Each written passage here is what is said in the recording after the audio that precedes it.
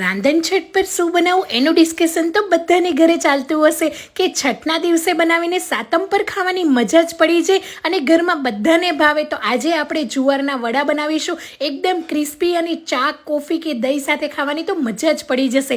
તો ચાલો બનાવીએ. તો જુવારના ક્રિસ્પી વડા બનાવવા માટે એક વાસણની અંદર મોટી 2 ચમચી જેટલું દહીં, અડધી ચમચી અજમો એડ કરીશું, મોટી 2 ચમચી જેટલા સફેદ તલ એડ કરી લઈશું, અડધી ચમચી જેટલી હળદર, એક મોટી ચમચી જેટલું ધાણા જીરું પાવડર, અડધી ચમચી લાલ મરચું પાવડર, મોટી 4 ચમચી આદુ લસણ મરચાની પેસ્ટ એડ કરીશું અને 2 કપ જેટલી લીલી સમારેલી મેથી એડ કરીશું. બધી વસ્તુને સારી રીતે મિક્સ કરીને 5 મિનિટ રેસ્ટ આપીશું અને 1.5 કપ જેટલો જુવારનો ઝીણો લોટ એડ કરીશું, 2 ચમચી જેટલો ચણાનો લોટ અને બાઇન્ડિંગ માટે 3 થી 4 ચમચી જેટલો ઘઉંનો ઝીણો લોટ એડ કરીશું, 1/4 કપ જેટલો રવો એડ કરીશું જેથી એકદમ પડ સરસ ક્રિસ્પી થશે. 2 મોટી ચમચી તેલ અને સ્વાદ પ્રમાણે મીઠું એડ કરીને થોડું પાણી એડ કરતા જઈને મીડિયમ સોફ્ટ લોટ બાંધી લઈશું. હાથમાં થોડું તેલ લગાવીને મીડિયમ સાઇઝના લુવા કરીને હથેળીની મદદથી વડાને થેપીને શેપ આપી લઈશું. તમે પૂરી બનાવવાના મશીનની અંદર પણ આ વડાને બનાવી શકો છો. હવે ગેસની ફ્લેમ હાઈ કરી લઈશું. વડાને એડ કરીને ગેસની ફ્લેમ લો કરીને તળી લઈશું. તો આ રીતે લો ગેસની ફ્લેમ પર સરસ એવો કલર આવી જાય અને ક્રિસ્પી થઈ જાય ત્યાં સુધી તળી લઈશું. વડા એકદમ